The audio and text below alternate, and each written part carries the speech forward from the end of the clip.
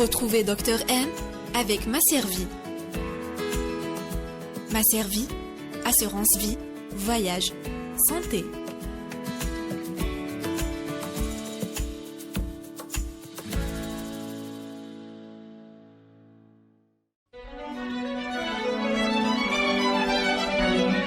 Pour bien s'entendre, il faut bien s'écouter. Rendez-vous sur M, la petite radio du Grand Maghreb.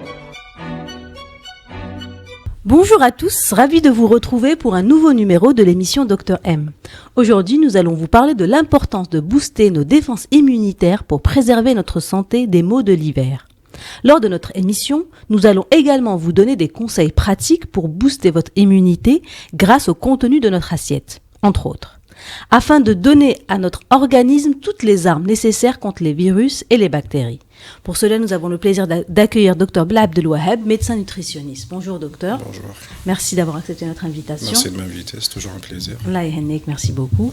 Est-ce qu'on pourrait parler du rôle du système immunitaire? Quel rôle a le système immunitaire dans notre organisme? Donc, le système immunitaire dans l'organisme, sa principale mission, c'est la défense. Donc, on a deux barrières. La première barrière, elle est innée. Donc, c'est la peau, c'est les larmes, c'est la salive, le suc gastrique qui est acide. Donc, c'est la première barrière qui nous protège. La deuxième barrière, c'est l'immunité adaptative. Donc, c'est l'échelle cellulaire, protéique, donc elle est plus complexe. Donc le système immunitaire est d'une complexité vraiment très très grande. D'ailleurs même le domaine de l'immunologie, c'est un domaine qui est constamment en évolution. Donc il y a des recherches, on découvre constamment des nouvelles substances, de nouvelles molécules qui participent à la défense de l'organisme. Donc la défense de l'organisme contre les agents agresseurs externes, mais aussi internes. Donc externes, on les connaît tous, c'est virus et bactéries, mais aussi internes, c'est-à-dire que des fois, le système immunitaire, s'il est un petit peu défaillant, il peut se retourner contre nous-mêmes. Donc, il va nous donner ce qu'on appelle les maladies auto-immunes, comme le diabète type 1 ou bien la thyroïdite, Hashimoto, etc. Donc, le rôle du système immunitaire, c'est la défense de l'organisme. D'accord, voilà. Très bien. Et est-ce que notre système immunitaire est plus fragile en hiver ou en été? Ou bien ça n'a pas d'importance? Le système immunitaire, il est ce qu'il est. C'est-à-dire cependant, en hiver, il est plus sollicité. Donc, il est mis à rude épreuve. Donc, en été, on est un peu moins stressé. On est souvent en vacances, il y a du soleil, il y a le repos, etc. Par contre, l'hiver, on travaille, on est stressé. Le froid a tendance à faire baisser l'immunité et il y a la propagation des virus. Donc, virus de l'hiver, comme la grippe, par exemple. Donc, en hiver, le système immunitaire est mis à rude épreuve. C'est pour ça qu'on a tendance à tomber malade plus souvent.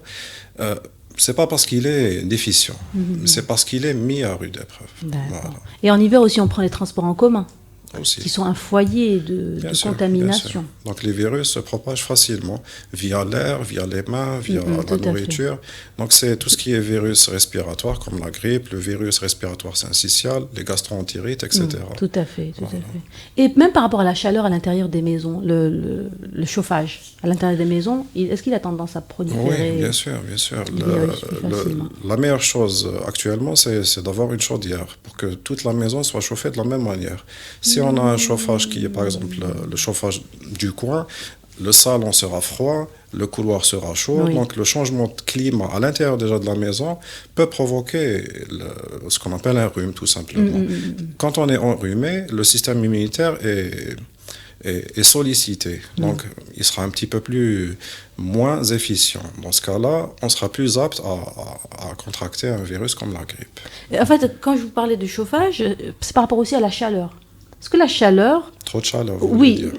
Non, la chaleur, est-ce qu'elle n'aiderait pas à proliférer les virus et les bactéries? Là, ça n'a aucune relation. Les virus, c'est la contagion. Si je suis grippé, donc ça n'a rien à voir avec la chaleur. En étant en contact avec vous, je peux vous transmettre le virus. D'accord, très bien. C'est-à-dire que les virus, c'est une question de climat, bien sûr. C'est une question de climat, c'est une question de promiscuité. Donc les transports en commun, les lieux de travail, etc. Tout à fait. Très bien. Et comment on peut savoir que notre système immunitaire est défaillant? Il y a des petits symptômes qui peuvent être révélateurs. Quand on a une petite fatigue chronique, par exemple, si par exemple le matin on se réveille, on est tout le temps fatigué, on ressent qu'on est fatigué. Si on a tendance à être enrhumé un petit peu tout le temps, si on fait des petites infections urinaires de temps en temps.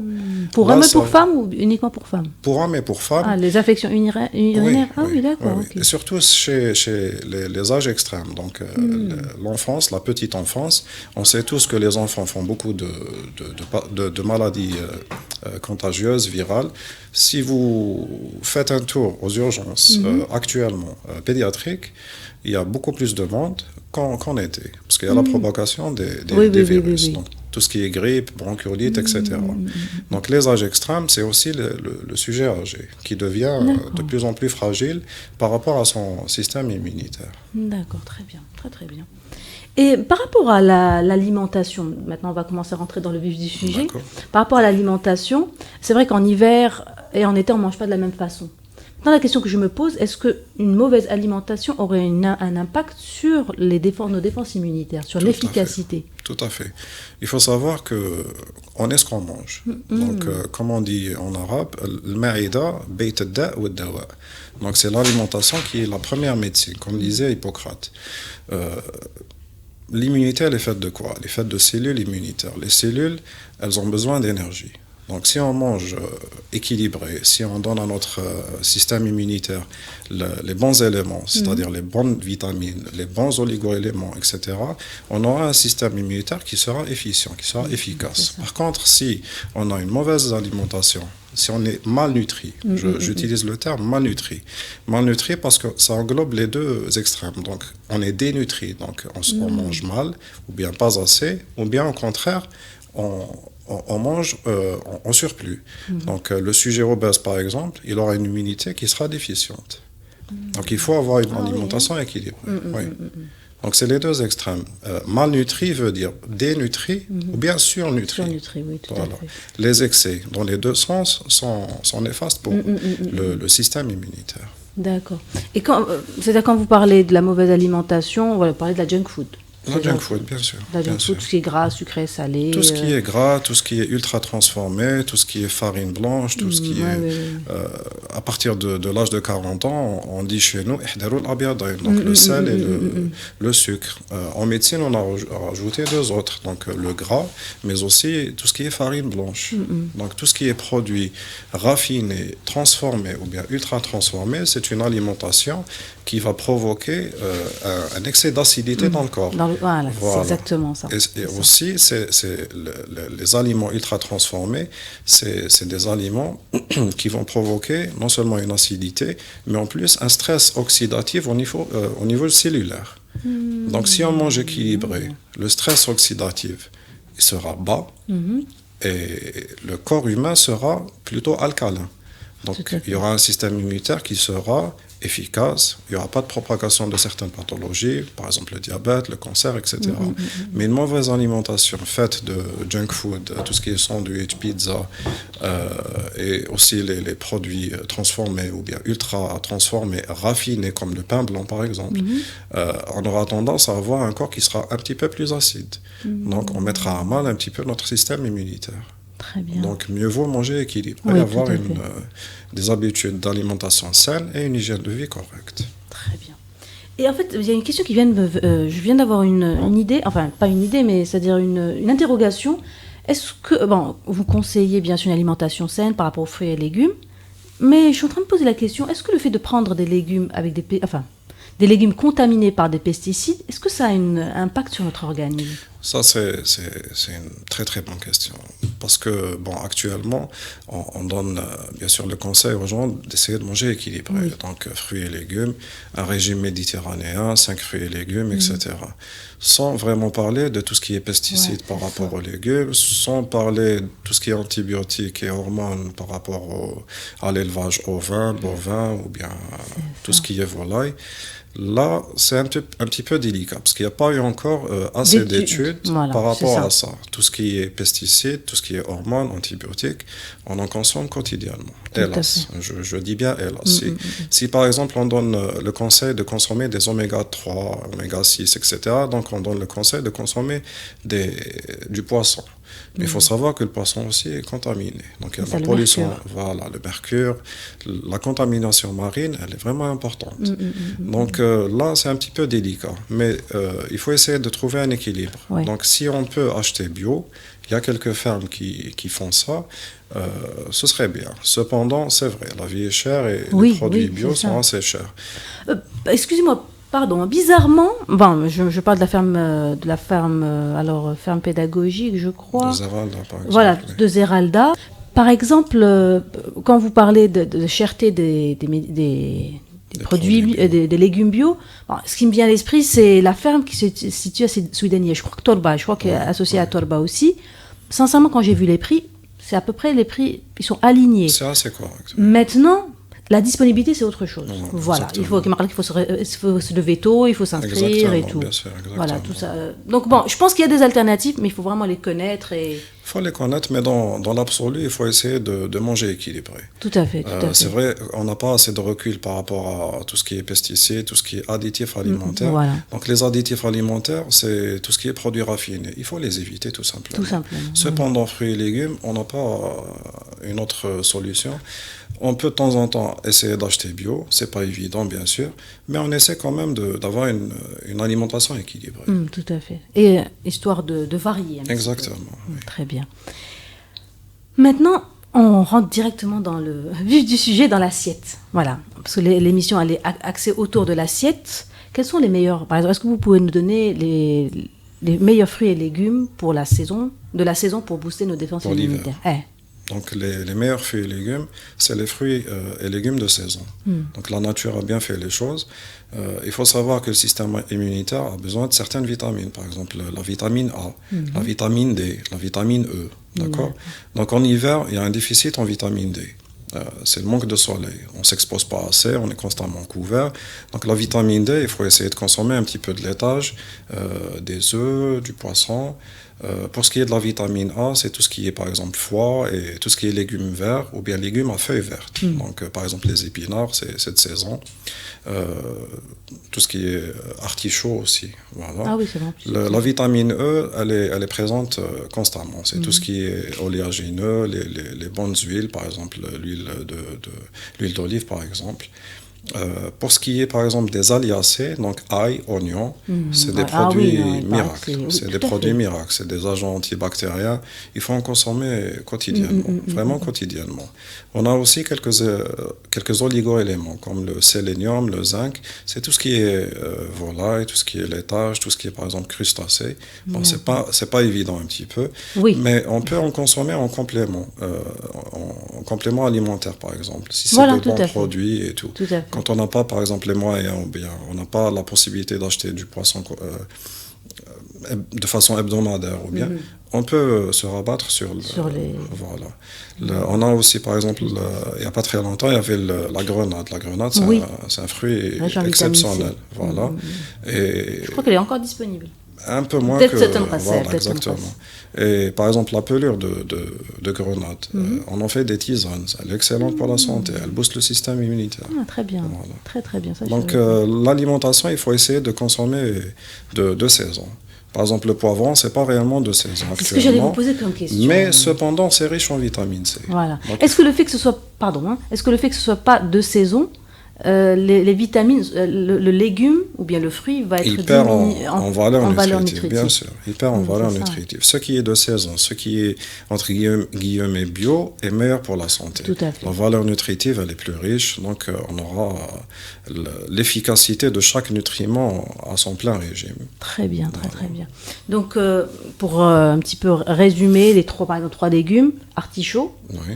Les aliacés, c'est-à-dire... Surtout les aliacés. Les aliacés, oui. Il paraît que c'est encore plus puissant qu'un antibiotique. Oui, tout à fait. Si on a une infection, si on est grippé, on peut consommer des aliacés quotidiennement. En cuisine, par exemple, la soupe à l'oignon, c'est un excellent aliment. Oui, c'est vrai. Bien sûr, ça aide à combattre tout ce qui est virus, grippal, etc. Tout à fait. Très bien, les aliacés. L'ail, on peut le prendre, voilà, on peut le prendre comme ça. Oui, avec il y a même, je crois que c'est une recette... je crois que libanaise, voilà, il y a une salade d'ail carrément. C'est-à-dire on peut, bon après c'est vrai que pour l'odeur, La laine, Par c'est exemple, un problème. teboula, c'est une bonne salade libanaise qui est riche en ail, elle est très efficace pour voilà, le... très bien, oui. très bien. L'ail, par exemple, il est bon à consommer le matin avec de l'huile d'olive. Avec dans la cuillère. Tout simplement. Il faut un petit peu l'écraser et le consommer avec l'huile Oui, d'olive. il paraît qu'on l'écrase. Oui, oui, je parce l'ai vu que sur ça- votre page Facebook d'ailleurs. Voilà, parce Oui. que ça permet de libérer le principe actif. La figue séchée, par exemple. La figue séchée, c'est un Ouais. booster de l'immunité. Dans la tradition algérienne, on en consomme le matin.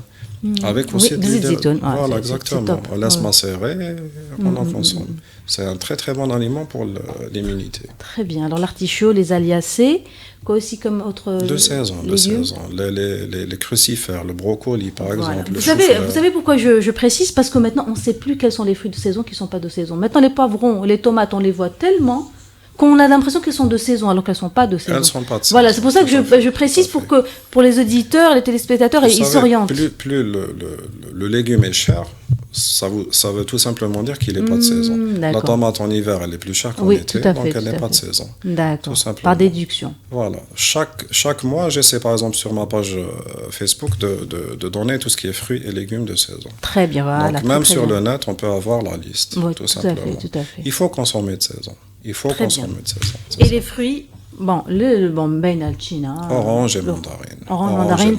Même c'est la vitamine C. Tout ce qui est orange, Pamplemousse. pamplemousse. Les agrumes. Voilà, les en agrumes, général. les agrumes. Actuellement, c'est ce qu'il y a Voilà. sur le marché. C'est le. Bon, la banane, elle est présente, mais elle n'a pas un grand effet sur l'immunité. Elle a un effet positif sur tout ce qui est bonne humeur, etc. Oui, parce que Mais la c'est tryptophane. surtout- Voilà, exactement, tryptophane. Et les agrumes, il faut en consommer. Il faut Oui, essayer d'en consommer quotidiennement. Même le citron, par exemple, si on fait une bonne citronnade le matin, Oui.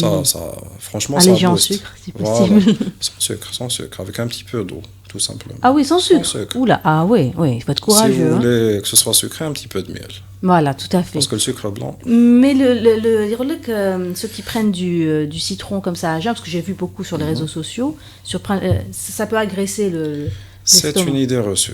Voilà, c'est ce que je une voudrais idée que vous reçue, Parce que précisiez. le citron, ça va alcaliniser Tout à le fait. corps. Donc, Tout à fait. il y aura moins d'acide gastrique. Exactement. Cependant, le matin, peut-être qu'on va ressentir un petit peu les gras. Donc, il faut le consommer après un petit déjeuner. Très, très bien. Il faut que ce soit un petit peu léger. Donc, on va pas, par exemple, mettre 3 citrons qui seront un petit peu forts en goût ou bien sur l'estomac. Il faut que ce soit un demi-citron, par exemple, quotidiennement. Avec un verre d'eau, un bon Un verre bon d'eau, verre d'eau, tiède, voilà, je pense, exactement, l'idéal. oui. Très bien, Tout à très bien. Ben, je vais rebondir sur les tisanes. Vous m'avez donné une super idée parce que effectivement j'ai plein d'écorces de grenade. Je savais en plus la grenade bio. C'est excellent. Oui, vraiment c'était bio. Donc je les tombe de côté. Maintenant vous m'avez donné une très bonne idée. Je vais les prendre en cure. Est-ce que vous pouvez alors vous nous avez donné voilà la grenade, les écorces de grenade. Est-ce que vous pouvez nous donner une tisane pour booster notre immunité? Bon, ce qui est tendance actuellement, on parle beaucoup de curcuma. Donc le curcuma, ça booste l'immunité. Le curcuma, la cannelle aussi. La cannelle. Donc le curcuma, par exemple, on peut le prendre avec du yaourt, en cuisine en général, Oui. avec du lait, ce qu'on appelle le lait d'or. Donc du lait plus du curcuma. La cannelle, le ginseng. Le ginseng est très bon pour l'immunité. Le gingembre aussi. Le gingembre.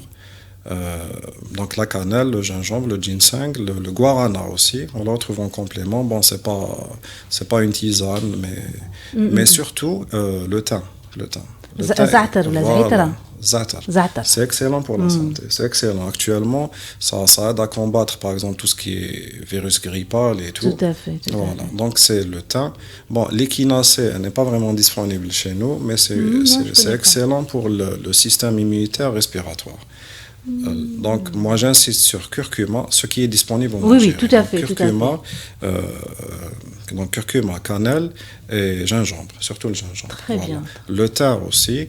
Et on a un petit peu, par exemple, des petites spécificités. Par exemple, si on fait des infections urinaires à répétition, une bonne infusion de persil va aider le système immunitaire de l'arbre urinaire. Le jus de Très canneberge bien. aussi. Il y a des petites spécificités comme ça. Donc le thym, par exemple, c'est bon pour le système respiratoire. Très très bien, Voilà. très très bien. Et en complément alimentaire, vous avez tout ce qui est guarana et ginseng. Donc ça se vend actuellement. Ah oui, ça se vend. Hein. Oui, Enfin, un complément alimentaire. complément alimentaire, voilà, en D'accord. pharmacie. En Ça pharmacie. remplace Ça bien. booste, ça booste. Très bien. C'est de bons boosters. Voilà. Et le thé vert. Le thé vert aussi, mais c'est plus l'action antioxydante.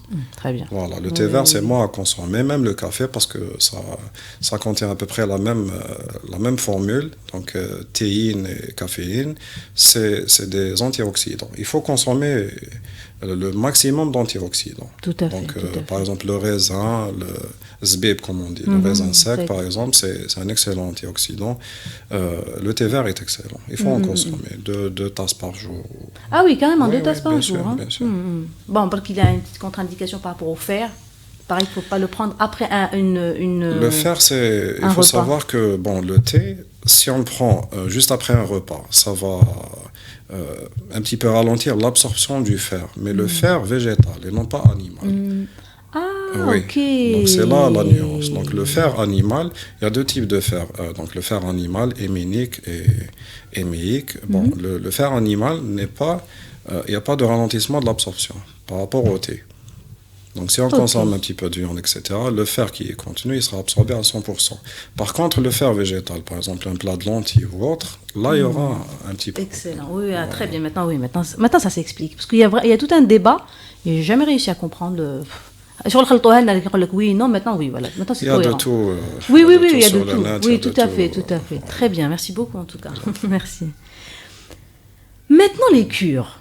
Alors, il y a une nouvelle mode qui commence à s'installer. Ils disent, enfin les médias même spécialisés, que voilà, il faut prendre des cures pour booster l'immunité, des cures par exemple de pollen, de levure de bière, de propolis. Est-ce que ça a vraiment un impact sur l'organisme? Bon, si on a une bonne hygiène de vie, si on a une alimentation équilibrée, si on est actif, si on sait gérer son stress, etc., on n'a pas besoin vraiment de faire des cures de temps en temps, par exemple de pollen ou autre. Par contre, si on a tendance à être stressé, par exemple quotidiennement au travail ou autre, ce serait bien, vraiment, ce serait même bénéfique de faire des petites cures. Donc tout ce qui est produit de la ruche, c'est des produits qui vont booster l'immunité, qui vont donner de l'énergie pour l'hiver. Donc, c'est de très, très bons produits. Même la levure de bière, c'est un excellent produit. Moi-même, je donne un petit peu des conseils à mes patients de temps en temps de faire des petites cures. Tout à fait. Je fais de temps en temps des petites enquêtes alimentaires. Donc, par exemple, je demande à un patient de me noter tout ce qu'il mange sur une semaine. Quand je vois que son alimentation, même s'il pense qu'elle est assez équilibrée, on se rend compte en tant que spécialiste qu'elle n'est pas franchement équilibrée. Donc là, je prescris par exemple une cure, à titre d'exemple, de magnésium, de gelée royale ou autre, par exemple d'antioxydants, sélénium et zinc. Voilà. Donc ça dépend, c'est du cas par cas. Donc si on a une vie stressante, si par exemple on pense qu'on a une mauvaise alimentation et autres, on peut faire des petites cures de produits de la ruche. D'accord, très bien. Ce sera bénéfique. Et les probiotiques? C'est tout ce qui est yaourt, est-ce que... Oui, bien sûr. Il faut savoir que le microbiote, donc c'est les bactéries qui vivent en nous, dans nos intestins, forment ce qu'on appelle le deuxième cerveau. Et l'immunité, on va dire que c'est 60%, c'est le microbiote. Si on a un microbiote en bonne santé, on sera tout simplement en bonne santé. Si le microbiote est un petit peu déséquilibré, on aura un petit peu des petits problèmes d'immunité, de fatigue, etc. Donc, pour bien prendre soin de son microbiote, il faut ce qu'on appelle des prébiotiques et des probiotiques. Donc, les prébiotiques, c'est tout ce qui est fibres. Donc les fibres, c'est fruits et légumes, c'est une alimentation faite de graines entières, par exemple le pain complet au lieu de prendre le pain blanc, etc. Là, on aura consommé des fibres. Et il faut savoir qu'en moyenne, un être humain aura besoin de 25 à 30 grammes de fibres quotidiennement. Quand je fais une enquête alimentaire, je me rends compte des fois que le patient, par exemple, il va consommer 5 à 10 grammes de fibres. Donc, prébiotiques... oui, d'accord. Okay. C'est-à-dire que, par exemple, le petit déjeuner, il prend un morceau de pain blanc, donc donc pas de fibres. Ah oui, d'accord. Avec lait et café. C'est-à-dire donc c'est des patients fibre. je crois que c'était des patients qui venaient qui venaient avec des nouvelles résolutions et ils se sont Non, pas rendus forcément, compte pas forcément. que Ça peut être un qu'ils patient, mangeaient par pas exemple, suffisamment de fibres. diabétique, ça peut être un patient qui consulte D'accord, oui. pour X raisons. Ah oui, non, ça me choque pas. Le Bizarrement, ça me déjeuner, choque pas, c'est hein. par exemple, tout le monde déjeune dehors, c'est pizza, etc. Donc c'est presque zéro fibre. Même le soir, si on prend un repas à base de, par exemple, de pâtes ou autre, les pâtes blanches, c'est zéro fibre aussi. Donc on se rend compte réellement que le patient n'aura pas consommé de fibres. Donc pas de prébiotiques. Donc donc le microbiote sera un petit peu déséquilibré. Même les probiotiques, on n'en consomme pas assez. Les probiotiques, c'est yaourt, c'est tout ce qui est le beurre, l'aïeb, c'est les cornichons. Est-ce qu'on en consomme? Cornichons? Oui. Ah bon? Oui, oui. Des Tout ce qui est- probiotiques oui. dans les cornichons? Oui, oui. Ah bah ça, Tout ce qui est produits fermentés, lactofermentés et fermentés. Les cornichons contiennent des probiotiques, oui. C'est bien ça. Bon, après, on peut pas en manger des quantités. Parce que, Bien sûr, ça Mais- dépend bien sûr de chacun. Oui, oui, oui. Les probiotiques, c'est yaourt. c'est- On n'en consomme pas assez aussi. Oui, oui, et oui, quand oui. on consomme du yaourt, moi je donne le conseil de consommer du yaourt nature. Tout à fait. Si c'est yaourt sucré, etc. Oui, oui, non, il y faut aura le Nawel, ou- Voilà, voilà. exactement.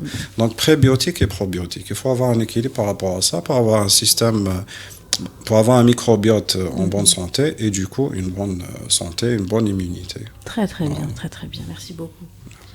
Maintenant, c'est par rapport à l'hygiène de vie que je me pose la question. Vous avez parlé du stress, Oui. comme quoi voilà, le stress oxydatif avait un impact sur notre défense immunitaire. Exactement. Est-ce qu'une bonne hygiène de vie permet de booster notre système immunitaire? Tout à fait, tout à fait. Il y a eu une étude récemment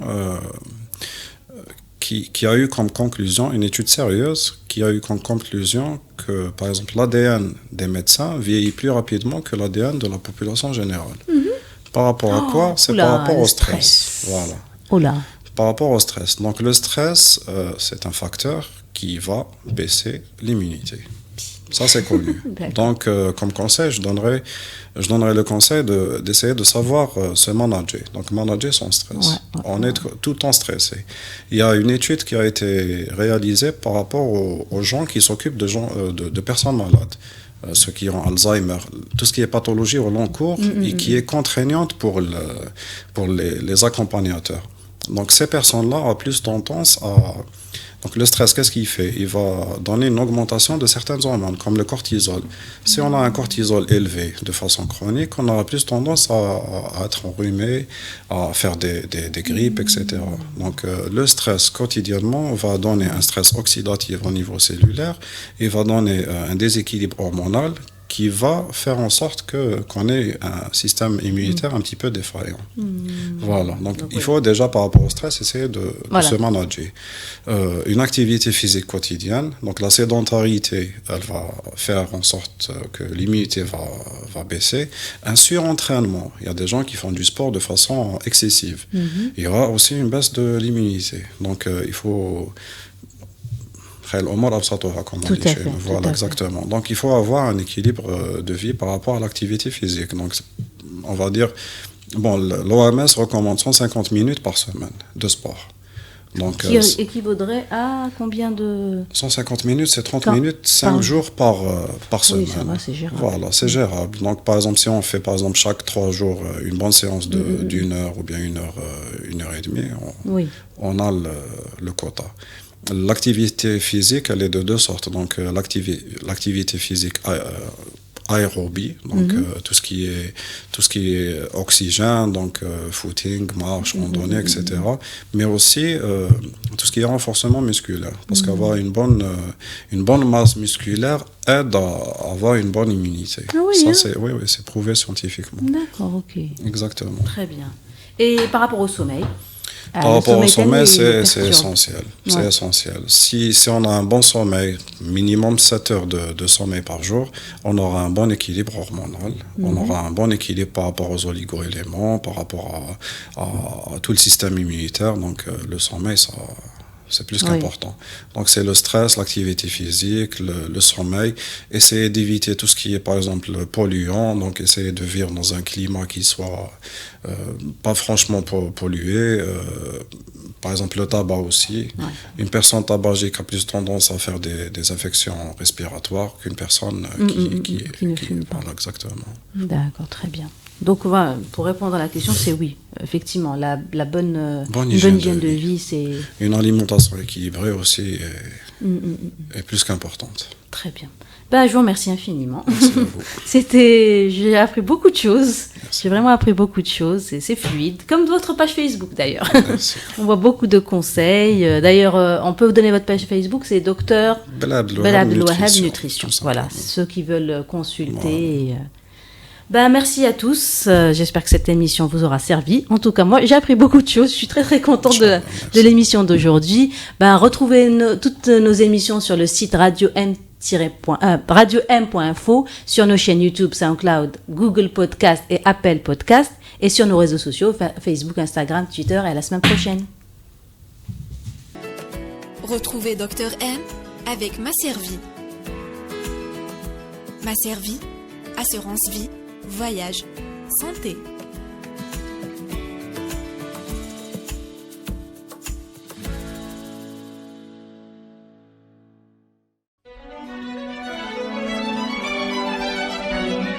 Pour bien s'entendre, il faut bien s'écouter. Rendez-vous sur M, la petite radio du Grand Maghreb.